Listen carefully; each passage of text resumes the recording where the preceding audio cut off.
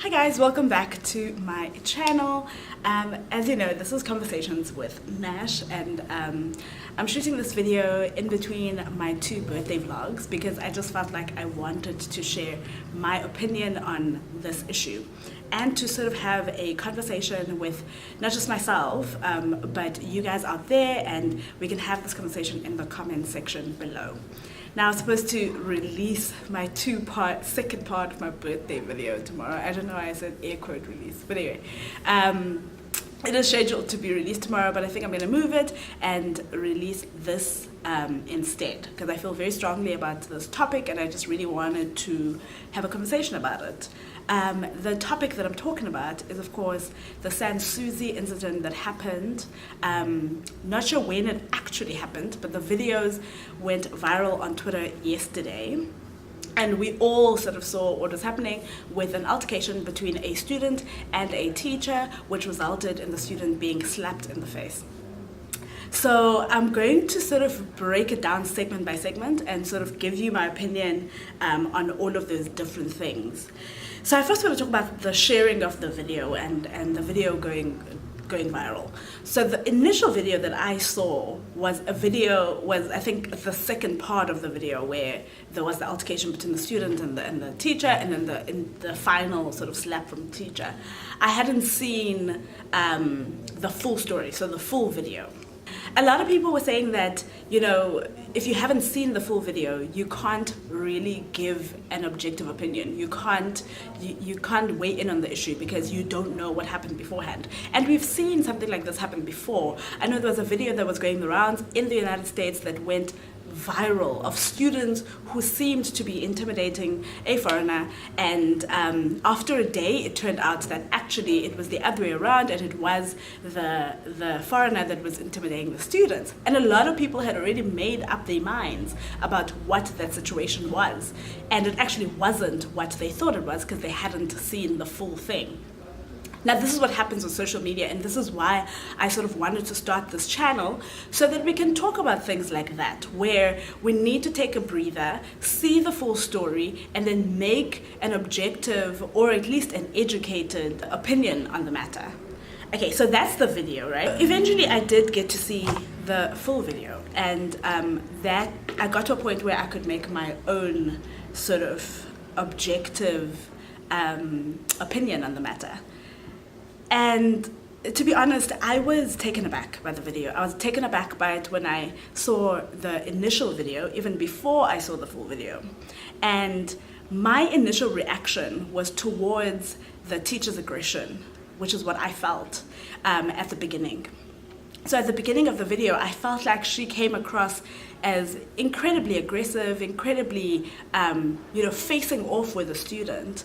There's a point in the video where she slams a book on the table. This is even before the student, says anything. And she's asking about this book. You should be having this book. And then there's the cell phone incident. After the cell phone incident, when she takes the cell phone for the first time, she comes back to the student and is again in her face saying, if you're going to want to take one with me, it's very, very aggressive. So I was taken aback by that, and it just didn't sit well with me that an adult was talking to a student in that manner. I felt like I was watching a movie where a child was taken to what are these schools called for like troubled children, and it's very like soldier mentality, and so I was very uncomfortable by it. And then the child then responds. There's a point where the child says that you swore at me. And the teacher says, again, in a very aggressive tone, the teacher says, I didn't swear at you. Tell me right now, how did I swear at you? So she, again, I'm feeling this aggression and this idea of her not being able to hold her temper. And again, I'm uncomfortable by that situation. The student then obviously acts out.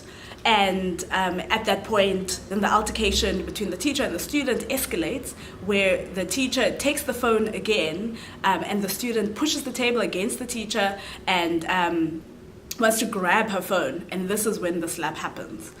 Now, I am not excusing the student whatsoever. Ill discipline is not okay in the classroom. There's respect in the classroom. You cannot speak to your teacher in a particular way. You cannot retaliate, to teachers by throwing chairs at them or tables at them. And I understand that in South Africa and even in the world, there is a culture where teachers are feeling threatened and are feeling unsafe in the classroom because of violent children. And I am not discounting any of that. And the way that the student reacted was definitely ill-disciplined. However, I am reprimanding the teacher and how she handled the situation as an adult, as a trained adult who says in the video, I have 3 degrees. For me, as whoever is going to be dealing with children, whoever's going to be dealing, that child is apparently 15, 16 years old. Children at that age do act out. I acted out. I mean, I never, push tables at teachers, but children act out. And as a teacher who's going to be working in that environment, I feel you should be able to have some sort of EQ that allows you to be able to navigate situations like that. Students at Sans Souci were protesting, saying their teacher is a fantastic teacher. I don't think that what I saw on that video was a representation of a fantastic teacher. If that aggression is being shown over and over again in the classroom, to students who are whatever, troubled, ill-disciplined, whatever it is, if you're going to respond to ill-discipline by a teenager with aggression, I don't think that's the recipe for good teaching. That's my unwavering sort of opinion on the matter of an adult teacher who should have been a little bit more responsible and who should have been able to hold her temper, who should know what the processes are for disciplining an ill-disciplined child. I do think that, the next thing that I'm going to talk about is the student. Listen, the student didn't act appropriately. The student is ill-disciplined. Some of the students at Sans Souci were saying that the student is troubled. We don't know what that means. We don't know what troubled means. We don't have a history of the child, so we can't say, she's been to detention 10,000 times. We don't have those facts yet.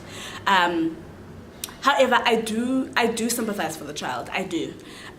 Children are children. They're exactly that. That's why there is legalizing this, legal age is 18. You can't do this because your maturity level hasn't gotten to that level.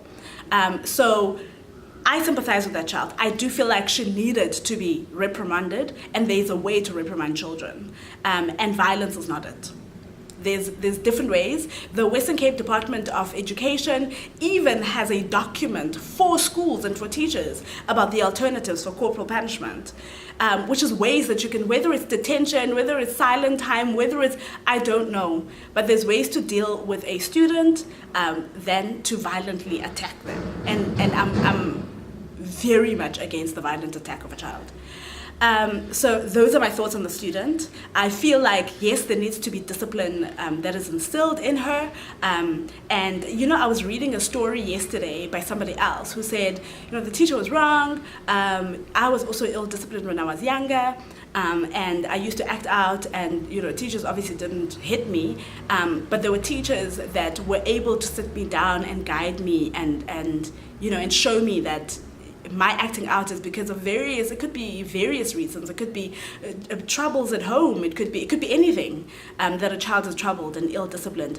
And this particular person said that after all of those talks from the teachers that cared, she then went on to matric and matriculated with 5 distinctions and realized the root cause for why she is the way that she is, why she's troubled, why she's ill-disciplined, and so forth and so on. So people saying, oh no, we don't want menaces in our society. If we don't, what does that saying say? Spare the rod, don't spare the rod, save a child. I don't agree with any of that. I do believe that there are, remedies to children who act out, and especially at that age where you haven't reached even 18, you're not even legal yet, And I also have experiences in high school of children who were like that and who have grown up to be amazing adults, and were never, they've never been hit by teachers.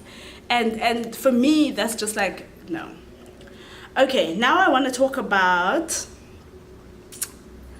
the teacher. My unwavering opinion is that I do not believe that she should be teaching children. Or at least she needs to deal with her aggression. She needs to go to some sort of, there has to be some sort of remedy for her to understand why she is that aggressive against children, and being a teacher that she is. And I feel like there definitely needs to be a harsh punishment for her because she is an adult, and corporal punishment is not allowed in South Africa, unfortunately. I mean, some of you say spare the rod, but don't spare the rod. But corporal punishment in South Africa was abolished years ago. So I really, really do not feel like, oh no, she was pushed to a point. You can't. When you're a teacher, you can't be pushed to a point.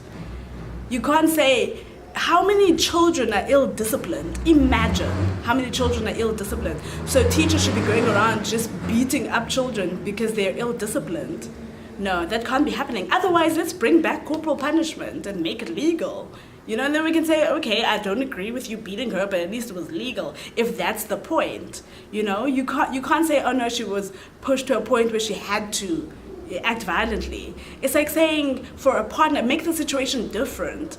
Like for a relationship between a man and a woman, where a woman is incredibly loud, incredibly in his face, and then he beats her. Do we say, oh no, he was pushed to a point to beat her? There's absolutely no reason for violence. Zero, and we shouldn't, as a society, tolerate it and even excuse it because of the actions of the victim, and I will call her the victim. Okay, I'm going to move on now to, I've spoken about corporal punishment and how it is abolished, and I'm happy for that. And then the role of the parent. A lot of people were speaking about, where was the parent?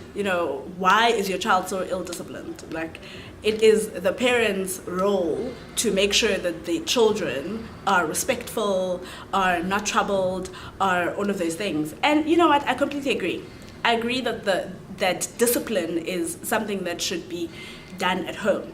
However, students spend so much time at school where they're being influenced by so many things that the parent cannot see.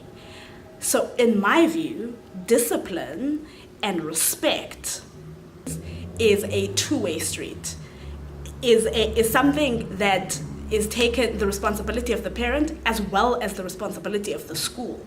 If I'm bringing my child to this environment that I have no access to for however many hours, I am hoping that my child is being groomed to be respectful and to be disciplined and to be all of those things.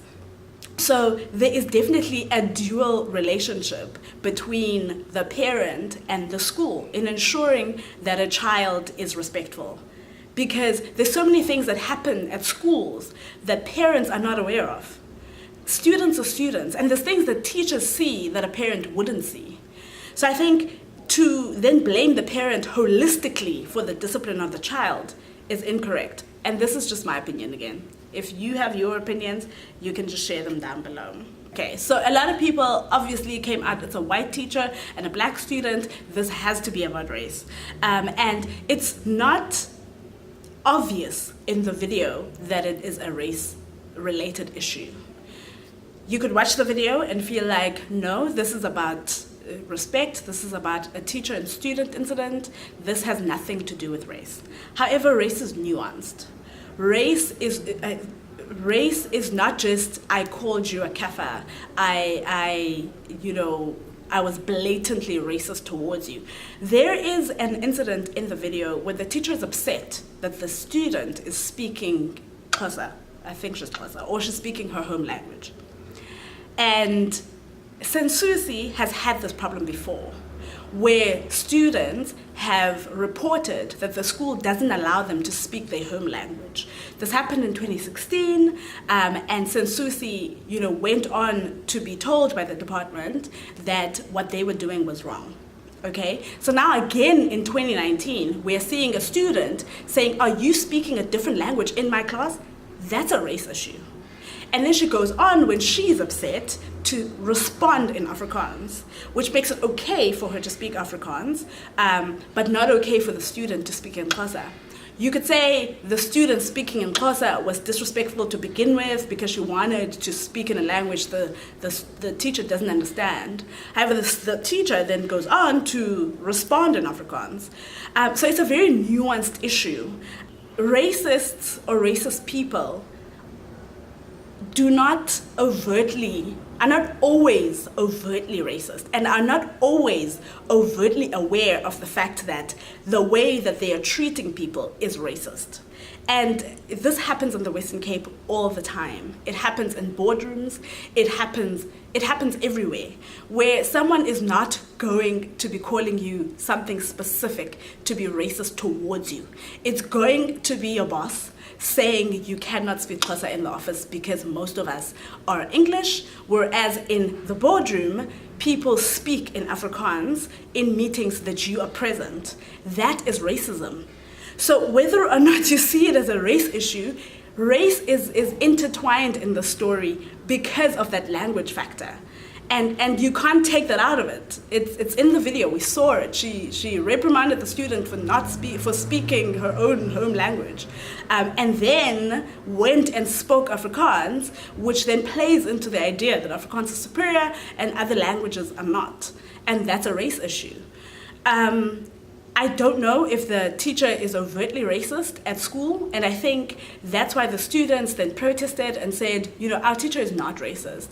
And I'm sorry, but teenagers do not understand the nuances of racism yet. Teenagers who go to an elite school in the Western Cape that is mostly white are not great. I never saw racism when I was in high school. And in hindsight, when I look back, I'm like, oh my gosh, that was racist. But I never noticed it. So obviously students are going to rally behind their teacher that they love, that they don't notice is racist.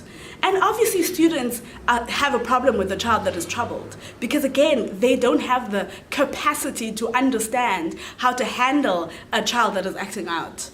So those are my views on that.